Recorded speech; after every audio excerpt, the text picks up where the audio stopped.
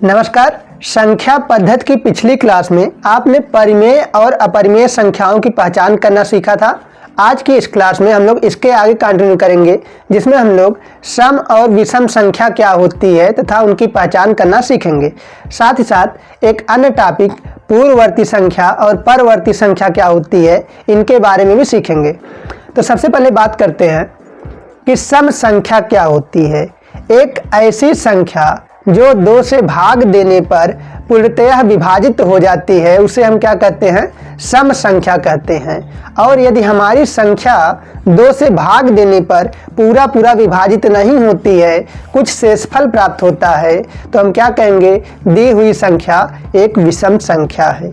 तो यानी यहाँ डिपेंड करता है 2 से भाग देने पर। अगर 2 से भाग देने पर शेषफल बच रहा है तो वह विषम संख्या होगी, और अगर कोई शेषफल नहीं बचता है तो हमारी दी हुई संख्या एक सम संख्या होगी। चलिए इसको समझते हैं। सम संख्या, जिसे इंग्लिश में हम लोग इवन नंबर बोलते हैं, इवन नंबर। उसी प्रकार से विषम संख्या को हम लोग इंग्लिश में ऑड नंबर बोलते हैं। जैसे एक एग्जाम्पल लेते हैं, 44। अब 44 एक सम संख्या है। कैसे पता करेंगे 44 एक सम संख्या है? तो हम क्या करेंगे? सिंपली 44 में 2 से भाग देंगे। अब 44 में 2 से भाग देने पर अगर हमारा उत्तर एक पूर्ण संख्या के रूप में आता है या एक पूर्णांक के रूप में आता है, तो कहेंगे कि दी हुई संख्या एक सम संख्या है। जैसे कि मान लीजिए हमने 2 से 44 में भाग किया और हमारा उत्तर आएगा 22 आ रहा है। अब 22 एक पूर्णांक है या फिर एक पूर्ण संख्या है, ठीक है। यहाँ हमारी संख्या दशमलव में नहीं आई है या सही बटे के रूप में यानी कि मिश्र भिन्न में नहीं आई है, तो हम क्या कहेंगे कि हमारी दी हुई संख्या एक सम संख्या है। तो 44 हमारी क्या हो गई? एक सम संख्या हो गई। सेम उसी प्रकार से एक एग्जाम्पल हम विषम के लिए लेते हैं। इसी के जस्ट बाद की संख्या लेते हैं। मान लीजिए अगर हम 45 लेते हैं। अब अगर आप 45 में 2 से भाग करेंगे, 45 में 2 से भाग करेंगे, आपने इसमें जब भाग दिया तो आपका आंसर 22.5 आया। इसका मतलब यह संख्या शुद्ध रूप से पूर्ण रूप से विभाजित नहीं हो रही थी, इसी वजह से यह जो है दशमलव में आई हुई है, दशमलव के बाद विभाजित हो रही है। जबकि हमारे कहने का मतलब क्या है कि दशमलव में नहीं आना चाहिए। जो भी हमारा उत्तर आए वह एक पूर्णांक होना चाहिए। क्या होना चाहिए? एक पूर्णांक होना चाहिए। ऐसा सिर्फ जो है सम संख्या में ही संभव है कि अगर आप 2 से भाग करें तो पूर्णांक आए, ठीक है। तो जब भी हम 2 से भाग करते हैं, अगर हमारा उत्तर एक पूर्णांक के रूप में आ रहा है, तो हम क्या कहेंगे? दी हुई संख्या एक सम संख्या है, यानी कि पूरा विभाजित हो गई है। विषम संख्या, अगर हमारा उत्तर दशमलव में आ रहा है या कहें कि 2 से भाग देने पर शेषफल बच रहा है, तो क्या हो जाएगा? दी हुई संख्या क्या हो जाएगी? एक विषम संख्या हो जाएगी। चलिए, ये तो बात हो गई छोटी संख्याओं की, ठीक है। अगर मान लीजिए बड़ी संख्याओं की बात करें, बड़ी संख्याएं हैं और हमें पहचान करना है। कैसे हम पहचानेंगे कि हमारी दी हुई संख्या एक सम संख्या है या फिर एक विषम संख्या है? तो इसके लिए आप एक बात समझिए। पहले अंक, आपने डेसिमल नंबर सिस्टम पढ़ा था, उसमें कितने अंक थे? 10 अंक थे। 0 से लेकर 9 तक 10 अंक थे। इसमें से 5 अंक हमारे सम अंक होते हैं और 5 अंक विषम अंक होते हैं। इन्हीं अंकों को देखकर हम पता लगा सकते हैं कि दी हुई संख्या हमारी सम है या विषम। तो पहले हम बात करते हैं कौन कौन से अंक हमारे सम हैं और कौन कौन से विषम हैं। तो सम अंकों की बात करते हैं। अंक हमारे यहाँ पर 2 कैटेगरी के हो गए, एक सम हो गया और दूसरा विषम हो गया। सम और दूसरा क्या हो गया? हमारा विषम हो गया। सम अंक में क्या क्या आता है जरा देखते हैं। इसमें सबसे पहला नंबर आता है शून्य का। शून्य एक सम संख्या है। क्यों शून्य एक सम संख्या है? शून्य में अगर आप 2 से भाग करेंगे तो वह पूरा विभाजित हो जाएगा। ये अलग बात है, वह शून्य ही आएगा। शून्य में अगर किसी संख्या से भाग दिया जाता है तो हमारा उत्तर शून्य आता है, लेकिन इससे हमें नहीं मतलब है। हमें इससे मतलब है कि वह पूरा विभाजित हो रहा है कि नहीं हो रहा है। तो शून्य जो है सभी शर्तों को पूरा कर रहा है, इस वजह से हम क्या कहेंगे कि शून्य एक सम संख्या है। इसके अलावा शून्य के बाद हमारा 2 है, 4 है, 6 है और 8 है। ये 5 अंक हमारे क्या होते हैं, सम होते हैं। टोटल कितने अंक हो गए, 5 अंक हमारे जो है सम होते हैं। ठीक उसी प्रकार से 5 अंक आपके बचे हुए हैं, क्या हो जाएंगे, वो विषम हो जाएंगे। तो अंकों की अगर बात करें, सम और विषम, सिर्फ अंकों की बात की जा रही है। ठीक है, तो 5 अंक होते हैं जो सम और विषम होते हैं। विषम अंक कौन कौन से हैं, 1 है, 3 है, 5, 7 और 9। ये 5 अंक हमारे क्या कहलाते हैं, विषम अंक कहलाते हैं। अब हम इन्हीं अंकों को देखकर पता लगाएंगे कि दी हुई संख्या सम है या विषम है। तो इसमें हमें देखना क्या होगा, जो भी संख्या दी है वो संख्या कितनी बड़ी है इससे कोई मतलब नहीं, आपको सिर्फ उसका इकाई का अंक देखना है। क्या करना है, पहला स्टेप, दी गई संख्या का इकाई का अंक देखिए। अब इकाई का अंक में पता लगाइए कि इकाई का अंक सम है या विषम है। आपने उस अंक को देखा, किस अंक को, इकाई के अंक को। इकाई का अंक अगर सम है तो पूरी की पूरी संख्या क्या हो जाएगी, सम संख्या हो जाएगी। इसी प्रकार से अगर इकाई का अंक विषम है तो पूरी की पूरी संख्या एक विषम संख्या हो जाएगी। चलिए इसके लिए भी एक एग्जाम्पल लेते हैं। एक 44 हो गया है, एक बड़ी सी संख्या लेते हैं। सपोज डेट की 23,052। अब अगर आप इसमें एक एक अंक को देखें तो कुछ अंक इसमें सम है, कुछ अंक विषम।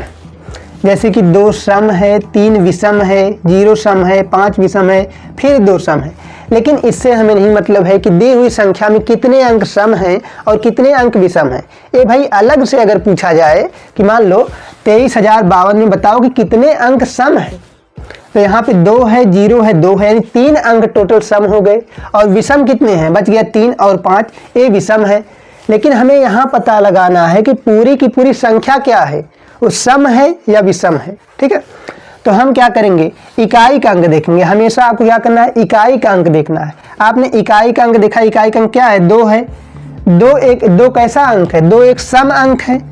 और अगर इकाई का अंक सम है तो पूरी की पूरी संख्या क्या हो जाएगी, सम हो जाएगी। यानी जो आपकी दी हुई संख्या है 23,052, यह एक सम संख्या है। अगर आपको जांच करनी है तो आप इसमें 2 से भाग करेंगे, आपका शेषफल 0 आएगा, मतलब कि कोई शेषफल नहीं बच रहा है। ठीक है, तो आपकी जांच हो जाएगी कि 23,052 एक सम संख्या है। बाकी नियम यहाँ बताया गया है कि इकाई का अंक आपको देखना है। इकाई का अंक अगर सम अंक है तो वो सम संख्या होगी, और इकाई का अंक अगर विषम अंक है तो आपको क्या हो जाएगा, एक विषम संख्या हो जाएगी। चलिए विषम संख्या का एक एग्जाम्पल लेते हैं। मान लीजिए कि 53,143 हमें ये अंक दिया हुआ है, 5 अंकों की संख्या है 53,143। अब हमसे पूछ रहा है कि दी हुई संख्या सम है या विषम। ठीक है, सम है या विषम, तो हमें क्या करना है, इकाई का अंक देखना है। इकाई का अंक सम अंक है या विषम अंक है, 3 कैसा अंक है, एक विषम अंक है। ठीक है, तो 3 जो है हमारा विषम अंक है, तो पूरी की पूरी संख्या क्या हो गई, एक विषम संख्या हो गई। और अगर इसमें बात की जाए कि सम अंक कितने हैं, विषम अंक कितने हैं, तो भी आप बता सकते हैं। 4 क्या है, सम अंक है। ठीक है, यानी कितने टोटल 53,143 में कितने अंक सम है। ठीक है, तो एक अंक सम है, एक अंक कौन सा है, 4। इसके अलावा विषम कितने हैं, विषम अंक आपके टोटल 4 हैं, 5 है, 3 है, 1 है, 3 है। कभी कभार ऐसे सवाल आ जाते हैं कि दी हुई संख्या में सम अंकों और विषम अंकों का योग ज्ञात कीजिए। जैसे मान लीजिए इसी सवाल में लेते हैं, सवाल है हमारा 53,143। हमसे क्या कहा गया है कि सम अंकों, कुल सम अंकों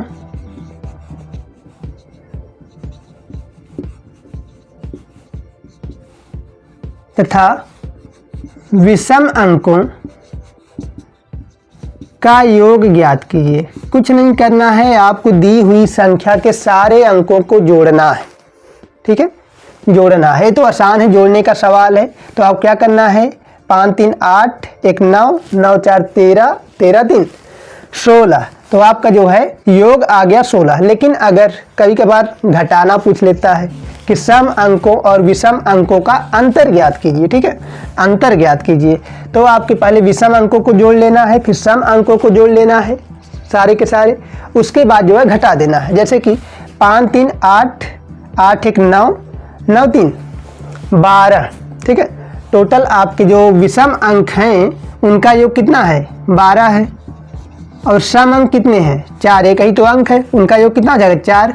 तो अंतर पूछा हुआ है, देखिए अगर योग पूछा हुआ है 16 हो जाएगा, ठीक है, सारे अंकों को जोड़ना ही है, कुछ नहीं करना है। लेकिन अगर अंतर पूछ रहा है सम अंकों और विषम अंकों के बीच कितने का अंतर है, ठीक है, तो यहाँ पर आपको क्या करना है, 12 में से 4 को घटा देना है, आपका अंतर कितना आ जाएगा, 8 आ जाएगा, ठीक है। दी हुई संख्या में सम अंकों के योग तथा विषम अंकों के योग का अंतर कितना है, 8 है, ठीक है। इस तरीके से यहाँ के सवाल लगते हैं। अब हम आगे सम और विषम अंकों की संक्रिया का अध्ययन करते हैं। संक्रिया क्या मतलब है, यानी जोड़, घटाना, गुणा और भाग। कि अगर मान लीजिए हमें 2 सम संख्याएं दी हैं या 2 विषम संख्याएं दी हैं, एक सम संख्या दी हो, एक विषम संख्या दी हो, और उनको हम जोड़ते हैं, घटाते हैं, गुणा करते हैं या भाग करते हैं, तो हमारा आंसर किस रूप में प्राप्त होगा, वह सम संख्या होगी या फिर विषम संख्या होगी, इसके बारे में चर्चा करते हैं। लेकिन इसके लिए हमें एक कॉलम ड्रा करना होगा, तो सबसे पहले हम एक कॉलम ड्रा करते हैं, उसके बाद कंटिन्यू करते हैं। तो कॉलम हमारा ड्रा हो चुका है, आइए शुरू करते हैं अपनी संक्रिया को। यहाँ पर हमारे पास 2 संख्याएं हैं a और b, ठीक है, हमारे पास 2 संख्याएं होंगी a और b, इनके बीच जो हम 3 गणितीय संक्रियाएं कर रहे हैं। एक a प्लस बी यानी 2 संख्याओं को जोड़ रहे हैं, दूसरा a माइनस बी यानी दोनों संख्याओं को घटा रहे हैं, और तीसरी संक्रिया हम कर रहे हैं a इंटू बी, यानी कि a और b का जो है हम लोग गुणा कर रहे हैं। अब जो है हम लोग एक बार सम संख्या रखेंगे, ठीक है, एक बार विषम संख्या, और पता करेंगे क्या आने वाला है, ठीक है। इसके लिए आप पहले ध्यान देंगे, जांच करने के लिए हमारे पास 2 सम अंक होने चाहिए। आप कोई भी संख्या, बड़ी संख्या लेकर भी जांच कर सकते हैं, लेकिन हम छोटी संख्याएं लेंगे क्योंकि छोटी संख्याओं से ज़्यादा बेहतर तरीके से आप समझ सकते हैं। सम संख्या के लिए हम लोग 2 और 4 का प्रयोग करेंगे। वहीं पर विषम संख्या के लिए, जहां हमें विषम संख्या रखनी है, वहां पर हम किसका प्रयोग करेंगे, हम लोग जो है यहाँ पर 3 और 5 का प्रयोग करेंगे, ठीक है। आपका जो है इसमें से कोई a होगा, कोई b होगा, यही जो संख्याएं हैं a और b के रूप में आने वाली हैं। तो चलिए शुरू करते हैं। मान लीजिए हमारी जो पहली संख्या a है, कौन संख्या है, पहली संख्या a, वह भी सम है, और दूसरी संख्या b, वह भी सम है, यानी दोनों संख्याएं सम हैं। दी हुई दोनों संख्याएं कैसी हैं, सम संख्याएं, ठीक है, सम संख्याएं। तो अब सवाल उठता है एग्जाम में क्या आएगा कि 2 सम संख्याओं को जोड़ने पर बीच में गैप कर देगा और कहेगा वो उपयुक्त ऑप्शन का जो है चयन कीजिए, यानी जो भी सही ऑप्शन होने वाला है उसको चयन कीजिए। तो आपको क्या चुनना है, सम और विषम में से यही चुनना है कि 2 सम संख्याओं का योग क्या होगा। तो 2 सम संख्याओं को जोड़ने पर एक सम संख्या आती है, इसी प्रकार से 2 सम संख्याओं को घटाने पर एक सम संख्या आती है, और 2 सम संख्याओं का गुणा करने पर भी एक सम संख्या आती है, ठीक है। इतनी बात समझ में आई कि किन्हीं 2 सम संख्याओं को जोड़ने पर, घटाने पर और गुणा करने पर जो आंसर प्राप्त होता है, जो उत्तर प्राप्त होता है, वो कैसा होता है, एक सम संख्या ही होता है, ठीक है। चलिए अब एग्जाम्पल रख करके इसको समझते हैं। दोनों सम संख्याएं हैं, तो a का मान हम 2 रख लेते हैं, और b का मान जो है कितना रख लेंगे, 4 रख लेंगे। अब a प्लस बी करिए, a प्लस बी, 2 और 4 दोनों को जोड़िए, क्या हो जाएगा, 4 2 6 हो जाएगा। अब बताइए 6 कैसी संख्या है, सम है, ठीक है। जांच हो गई कि 2 सम संख्याओं को जोड़ने पर एक सम संख्या आती है, क्लियर। इसी प्रकार से a माइनस बी करते हैं, चाहे कहें कि b माइनस है, ठीक है। तो सिंपली हम लोग क्या करते हैं, b माइनस a कर देते हैं, ठीक है। 4 माइनस 2 यानी 2 सम संख्याओं को घटाते हैं, ठीक है। 4 में से अगर 2 घटाएंगे तो कितना आ जाएगा, 2 आ जाएगा, ठीक है। 2 कैसी संख्या, एक सम संख्या है। और इसके बाद अगली संक्रिया a और b का गुणा, a का मान कितना है 2 है, b का मान 4 है, दोनों का गुणा करिए 4 गुणे 2 कितना हो जाएगा 4 दूनी 8 हो जाएगा। ठीक है, तो आप देख रहे हैं ये भी सम आया। ठीक है, तो आपने देखा कि दो सम संख्याओं को जोड़ा गया, क्या आया, एक सम संख्या आया, घटाया गया तो भी उत्तर एक सम संख्या हुआ, और गुणा किया गया तो भी हमारा क्या आया, एक सम संख्या ही आया। अब जो है हम क्या करते हैं, अपनी a को बना लेते हैं सम और b को कर देते हैं विषम, यानी एक संख्या सम होने वाली है और दूसरी संख्या विषम होने वाली है। ठीक है, चलिए, तो सम और विषम यानी हमारे पास दो संख्याएं हैं सम और विषम, अगर हम उन्हें जोड़ते हैं तो क्या आएगा, एक विषम संख्या आएगी। एक सम संख्या हो एक विषम संख्या हो, उनका योग क्या होता है, एक विषम संख्या आती है। ठीक है, और इसी प्रकार से एक सम संख्या और एक विषम संख्या, इनका घटाना भी क्या होता है, एक विषम संख्या होता है। लेकिन अब ध्यान देंगे, एक सम संख्या और एक विषम संख्या का गुणनफल सदैव एक सम संख्या होता है। ठीक है, ये नहीं कि सब विषम कर दिया। ठीक है, सम और विषम का गुणनफल क्या होता है, यानी a और b का गुणनफल क्या होने वाला है, एक सम संख्या होने वाला है। ठीक है, चलिए इसको जो है अपना उदाहरण रखकर समझते हैं। सम संख्या के लिए जो है हम 2 रख लेते हैं और विषम संख्या के लिए 5 रख लेते हैं। कोई भी संख्या आप रख सकते हो जो भी आपको दी गई है। ठीक है, अब a प्लस b करते हैं, यानी सम और विषम को जोड़ते हैं। 5 प्लस 2 कितना आया, 7 आया। 7 कैसी संख्या है, एक विषम संख्या है, तो अगर हमारी दी हुई संख्या एक सम हो दूसरी विषम हो तो हमारा उत्तर क्या आएगा, एक विषम संख्या आएगी। इसी प्रकार से अब इसको घटाते हैं, 5 में से 2 को घटाइए, क्या आया, 3 आया। ठीक है, अब लोग दिमाग में आ रहा है इधर से क्यों घटा रहे हैं, हम चाहते हैं कि आपका जो उत्तर आए वो सदैव धनात्मक रहे, क्योंकि अभी हम जो है ऋणात्मक पूर्णांकों की एंट्री नहीं कराना चाहते हैं। आप चाहें तो करा सकते हैं, लेकिन हम सिर्फ यहाँ सम और विषम का पता लगा रहे हैं, उसमें चिन्हों का कोई योगदान नहीं होता है। ठीक है, तो 5 में से 2 घटाया है, आप चाहें तो 2 में से 5 घटा के -3 ला सकते हैं, लेकिन -3 भी तो एक विषम संख्या ही है।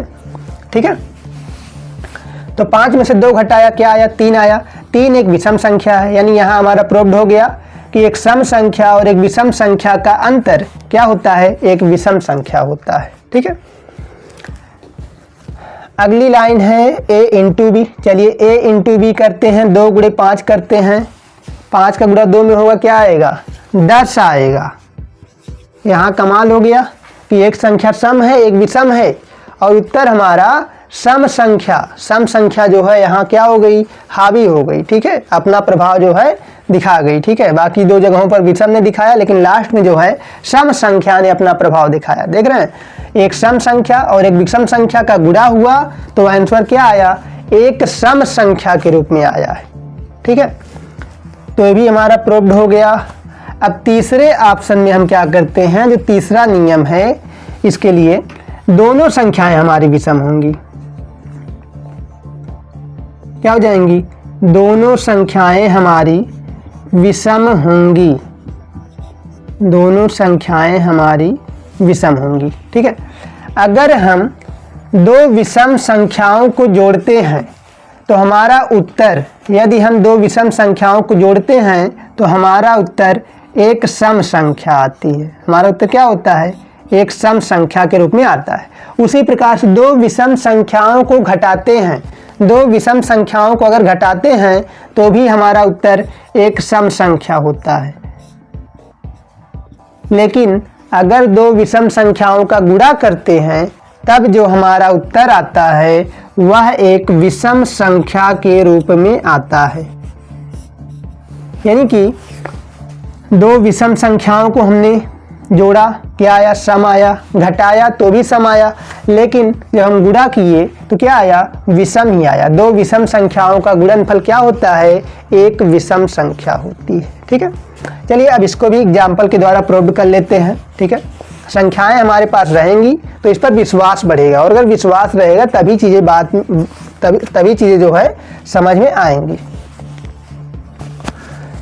चलिए, तो विषम के लिए दोनों हमारी विषम है, 3 और 5 रख लेते हैं। पहली संख्या 3, दूसरी संख्या 5। ठीक है, अब इन दोनों को जोड़िए, 3 + 5 कितना होगा, 8 होगा। 8 होगा। 8 कैसी संख्या है? सम संख्या है, प्रूव्ड हो गया। इसी प्रकार से अंतर 5 में से 3 घटाइए, क्या आएगा? 2 आएगा। 2 कैसी संख्या है? एक सम संख्या है। दूसरा नियम भी हमारा प्रूव्ड हो गया। तीसरा नियम, चलिए इन दोनों का गुणा करते हैं। 5 गुणे 3 या कहें 3 गुणे 5 कितना आया?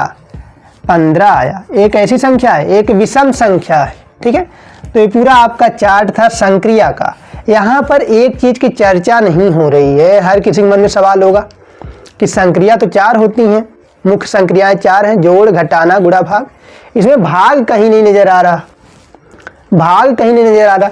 वह इसलिए नहीं नजर आ रहा है क्योंकि भाग के संबंध में कुछ निश्चित नहीं है।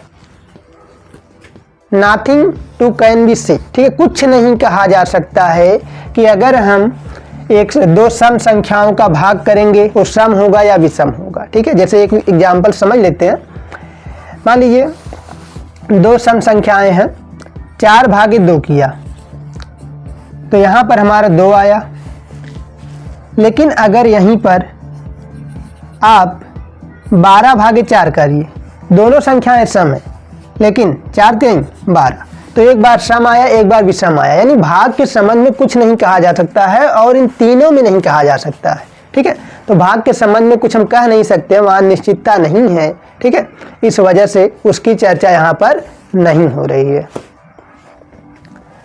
नेक्स्ट हम लोग घात वाले सवालों को समझते हैं कि घात वाले सवालों में जो हमारी संख्या सम अगर है तो क्या आने वाला है और अगर विषम है तो क्या आने वाला है, उसकी चर्चा करते हैं।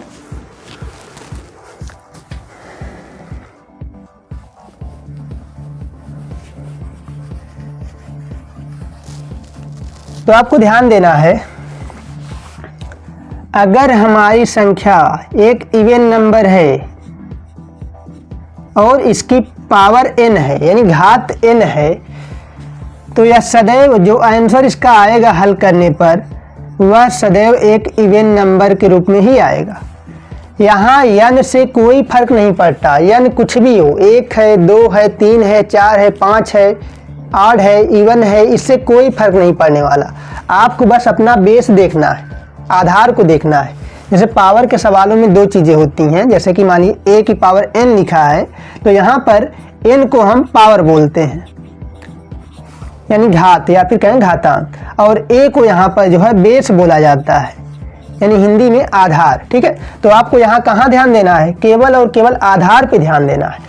अगर आपका आधार सम है तो सदैव जो भी आंसर आएगा हल करने पर वह सदैव क्या होगा? एक सम संख्या ही आएगा, ठीक है।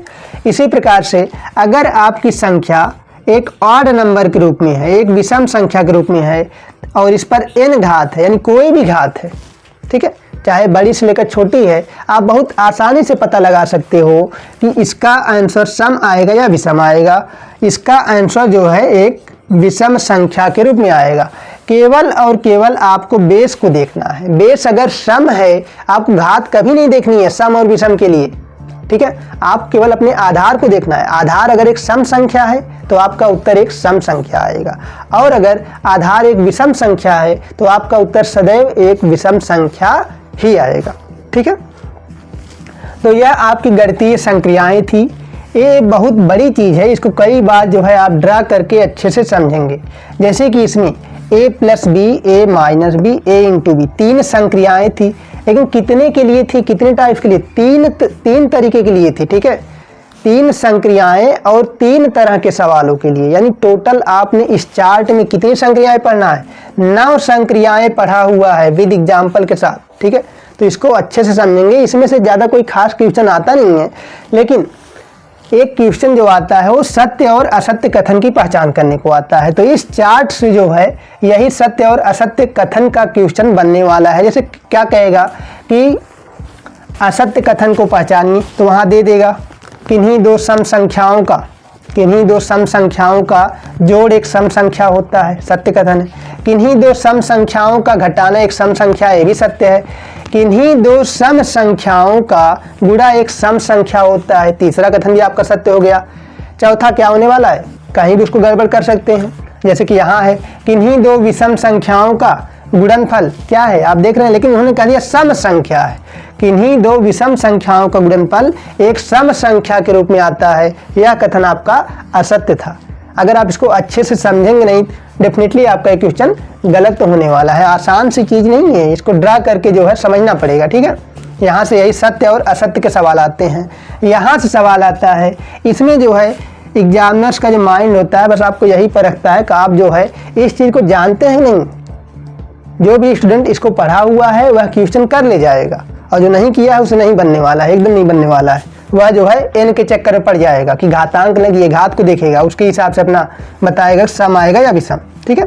तो आपको इसको ध्यान देना है। अगर हमारा बेस जो है एक सम संख्या है तो फाइनल आंसर सम होगा, और अगर बेस एक विषम संख्या है तो हमारा जो फाइनल आंसर होगा वो एक विषम संख्या के रूप में आएगा। चलिए अब हम लोग पूर्ववर्ती और परवर्ती संख्या को समझते हैं कि पूर्ववर्ती संख्या क्या होती है और परवर्ती संख्या क्या होती है। पहले इसको जो है रिमूव कर लेते हैं एक बार, पूर्ववर्ती और परवर्ती समझने से पहले। तो हमें क्या समझना है, पूर्ववर्ती और परवर्ती संख्या। पूर्ववर्ती का मतलब होता है दी हुई संख्या के जस्ट एक अंक पहले की संख्या, ठीक है, उसे हम क्या कहते हैं, पूर्ववर्ती संख्या कहते हैं। और परवर्ती का मतलब होता है दी हुई संख्या के जस्ट एक अंक बाद की संख्या। तो देख रहे हैं बस एक ही अंक का डिफरेंस है, तो निकालने की विधि भी वैसे ही आसान है, ठीक है। निकालने की विधि कभी कभी फार्मूला ही उठा के सीधा आ जाता है, इसलिए इसको भी फार्मूले से हल करेंगे हम लोग, ठीक है। नहीं तो वैसे तो आसान है, तो फार्मूले से हल करेंगे, ज़्यादा अच्छे समझ में आएगा। तो क्या समझना है हमें, पूर्ववर्ती समझना है। पूर्ववर्ती संख्या, पूर्ववर्ती संख्या क्या होती है, एक अंक पहले की संख्या, एक अंक पहले की संख्या, एक अंक पहले की संख्या।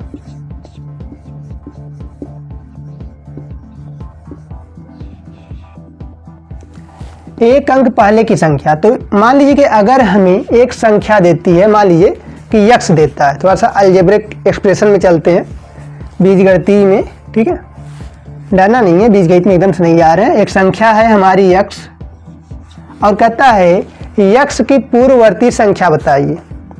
एक अंक पहले की संख्या है, तो इसके लिए आप क्या करो, जैसे कि हमने कहा 2 के एक अंक पहले कौन संख्या है, आपने कहा 1 है, कैसे कैसे निकाला, 2 में से 1 घटा दिया, आ गया, ठीक है। तो दी हुई संख्या 2 थी, जैसे कि यहाँ यक्स है, आपने क्या किया था, 1 घटाया था, तो यहाँ भी आपको क्या करना है, 1 घटा देना है। आपका ये फार्मूला हो गया किसका, पूर्ववर्ती संख्या निकालने का। कैसे निकालेंगे पूर्ववर्ती संख्या, दी हुई संख्या में से एक अंक घटा देंगे, ठीक है। सपोज डेट की मान लीजिए 999 दिया है, 999, और कहता है इसकी पूर्ववर्ती संख्या ज्ञात कीजिए, इसकी पूर्ववर्ती संख्या ज्ञात कीजिए। तो आपने क्या करना है, इसमें से 1 घटा देना है, 998। तो 999 की पूर्ववर्ती क्या हो जाएगी, 998 हो जाएगी, ठीक है। ये बहुत ही सिंपल है, कुछ है नहीं इसमें। अगला है परवर्ती। यहाँ बस हल्का सा नाम का फेर है, पूर्ववर्ती और परवर्ती में लोग कंफ्यूज होते हैं। परवर्ती संख्या जिसके अन्य नाम हैं उत्तरवर्ती और अनुवर्ती, यानी इस परवर्ती संख्या के 2 उत्तराधिकारी हैं, एक उत्तरवर्ती और एक अनुवर्ती, यानी ये अन्य नाम है जिस नाम से यह जाना जाता है। अलग अलग किताब में जो है अलग अलग नाम दिया है, एग्जाम में जो है कोई एक इसमें से आ सकता है। ये क्या होता है, एक अंक बाद की संख्या, एक अंक बाद की संख्या।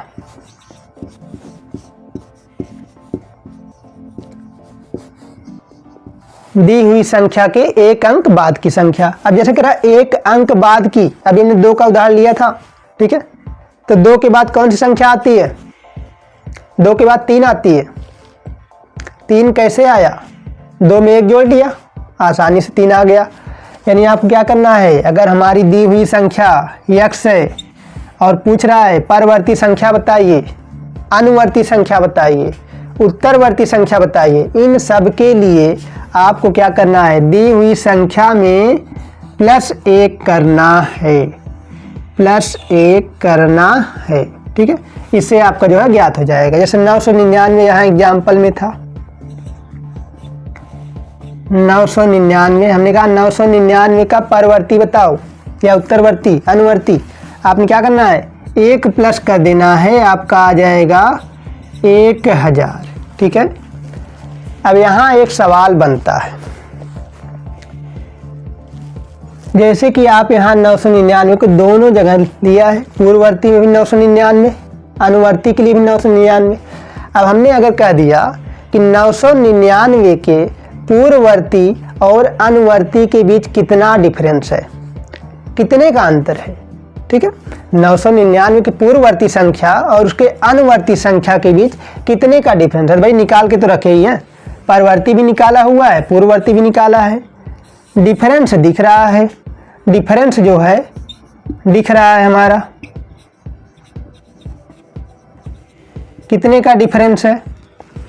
आप इसमें से घटा देंगे, अनुवर्ती संख्या में से जो है पूर्ववर्ती संख्या को घटा देंगे, हमारा उत्तर क्या आ गया, 2 आ गया।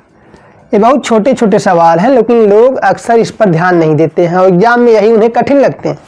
जब एग्जाम में सवाल आता है तो बहुत कठिन सवाल आया है। ठीक है, तो नानी ऐसे भी सवाल एग्जाम में आते हैं, जैसे यहाँ पूछा है कि 999 के पूर्ववर्ती और परवर्ती संख्या के बीच कितने का डिफरेंस है, 2 का डिफरेंस है। और सिर्फ 999 की ही नहीं, किसी भी संख्या के परवर्ती और पूर्ववर्ती संख्या के बीच 2 का डिफरेंस होता ही होता है। ठीक है, यानी जैसे कि हमने यहाँ यक्स लिया था, तो यक्स के, ठीक है, यक्स के पूर्ववर्ती, यानी अगर हम लिखना चाहें, अच्छा परवर्ती लिखते हैं क्योंकि परवर्ती बड़ी होने वाली है। परवर्ती किसका परवर्ती है, यक्स का। परवर्ती और पूर्ववर्ती, पूर्ववर्ती किसका, यक्स का। इन दोनों के बीच कितने का डिफरेंस होगा, 2 का डिफरेंस होगा। ठीक है, हमेशा किसी भी संख्या के परवर्ती संख्या और पूर्ववर्ती संख्या के बीच 2 का डिफरेंस होता है। ठीक है,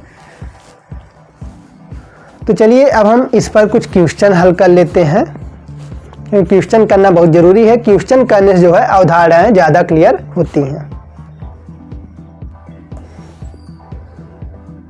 तो पहला क्वेश्चन है कि 2 सम संख्याओं की संक्रिया का परिणाम एक सम संख्या के रूप में प्राप्त होता है, यह कथन किस पर पूर्णतः लागू नहीं होता है। ऑप्शन में है जोड़, घटाना, गुणा और भाग। तो अभी हम लोगों ने देखा था कि सम संख्याएं, अगर 2 सम संख्याओं को जोड़ते हैं, घटाते हैं और गुणा करते हैं तो एक सम संख्या आता है। यानी 3 ऑप्शन, जो पहला, दूसरा और तीसरा ऑप्शन है, जोड़, घटाना और गुणा, यहाँ तो भाई सम संख्याओं की संक्रिया एक सम संख्या ही होती है, इन पर पूर्णतः लागू होता है, कोई अपवाद नहीं है। लेकिन भाग के संबंध में कहा गया था, कुछ भी नहीं कहा जा सकता है कि क्या होगा। ठीक है, भाग के संबंध में नहीं कहा गया था क्या होने वाला है। वो सम संख्या भी हो सकती है और विषम संख्या भी हो सकती है, यानी पूर्ण रूप से यहाँ पर लागू नहीं हो रहा है। लागू तो हो रहा है लेकिन पूर्ण रूप से लागू नहीं हो रहा है। ठीक है, तो आपका सही ऑप्शन क्या हो जाएगा, ऑप्शन नंबर 4 यानी भाग हो जाएगा। ठीक है, जैसे कि एक एग्जाम्पल लेते हैं 2 सम संख्याओं का। अगर आप 4 में 2 से भाग करते हैं तो आंसर 2 आ रहा है, जो कि एक सम संख्या है। वहीं आप जो है 18 ले लीजिए और उसमें 2 से भाग करिए, आपका आंसर क्या आया, 9 आया, एक विषम संख्या आई। यानी भाग के संबंध में यह पूर्ण रूप से लागू नहीं होता है। तो आपका ऑप्शन नंबर 4 यानी भाग जो है सही आंसर हो जाता है। ठीक है,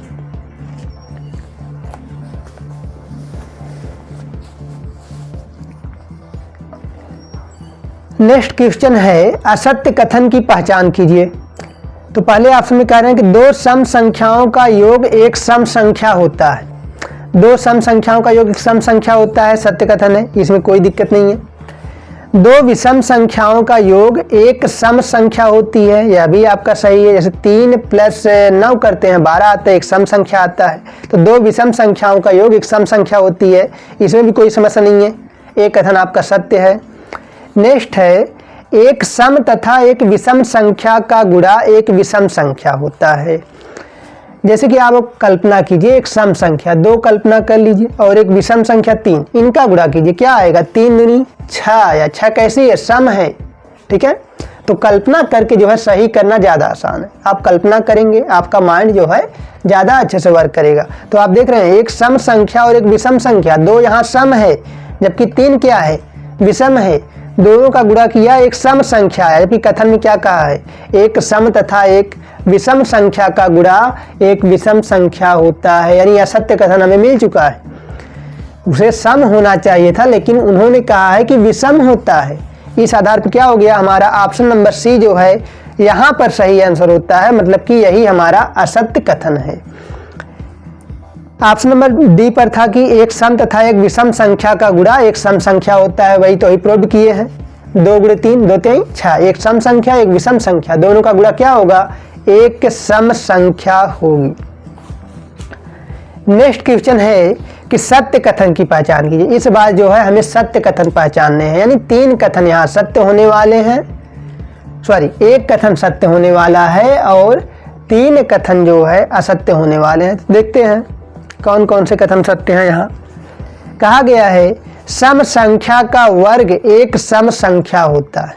सम संख्या का वर्ग क्या होता है, एक सम संख्या होता है। हमने बताया था कि यह डिपेंड करेगा कि हमारी संख्या कैसी है, इसे वर्ग हो रहा है घन हो रहा है इसे कोई मतलब नहीं है। सम संख्या का वर्ग एक सम संख्या होती है, हमारा सत्य कथन है।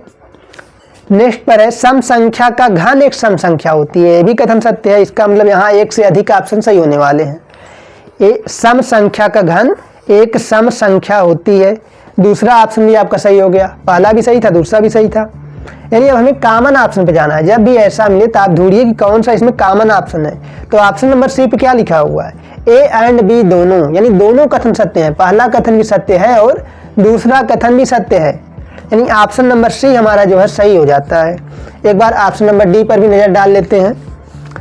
सम संख्या का घन एक विषम संख्या होता है, तो कथन गलत है। हमने बताया है केवल इसी पे डिपेंड करेगा कि हमारी संख्या कैसी है। वहाँ घन हो रहा है, वर्ग हो रहा है, घात 5 लग रही है, घात 15 लग रही है, इससे कोई मतलब नहीं है। तो अगर एक सम संख्या है उसका आप घन कर दीजिए तभी वो सम ही आएगा। तो ऑप्शन नंबर डी आपका गलत था। सत्य कथन की पहचान करने के लिए कहा था, जहाँ पे 2 ऑप्शन आपके सही थे तो आपने कॉमन ऑप्शन को ढूंढा, option number C A and B दोनों, ठीक है, आपका सही आंसर हो जाता है। अगला क्वेश्चन है क्वेश्चन नंबर 4 पर 999 की अनुवर्ती संख्या क्या होगी। एक संख्या दिया गया है 999 की अनुवर्ती। अनुवर्ती में क्या बताया गया है, एक अंक बाद की संख्या। अभी यही चल रहा था, अनुवर्ती संख्या क्या होता है, जस्ट एक अंक बाद की संख्या। ठीक है, तो यहाँ पर थोड़ा सा लॉजिकल दिया है। ठीक है, आप 999 में 1 प्लस कर लीजिए, अनुवर्ती संख्या निकल जाएगी। बताया गया था यक्ष में 1 प्लस करके अनुवर्ती निकालते हैं, दी हुई संख्या में 1 जोड़कर निकालते हैं। तो यहाँ पे यक्ष का मान 999 है, यानी दी हुई संख्या हमारी कितनी है, 999 है। आप 999 प्लस 1 करिए, कितना आ गया, 1000 आ गया। ठीक है, आप पता लगा सकते हैं कि 999 की अनुवर्ती संख्या क्या होगी। अब 1000 को दिए गए ऑप्शन से मैच कराइए कि किस ऑप्शन में ये मैच कर रहा है। कहता है 3 अंकों की सबसे बड़ी संख्या होगी, नहीं, 3 अंकों की सबसे बड़ी संख्या 999 है, यानी पहला ऑप्शन तो आपका गलत हो गया। 3 अंकों की सबसे छोटी संख्या, ये भी गलत, 3 अंकों की सबसे छोटी संख्या 100 होती है। 4 अंकों की सबसे बड़ी संख्या 9999, इस ऑप्शन से भी मैच नहीं किया।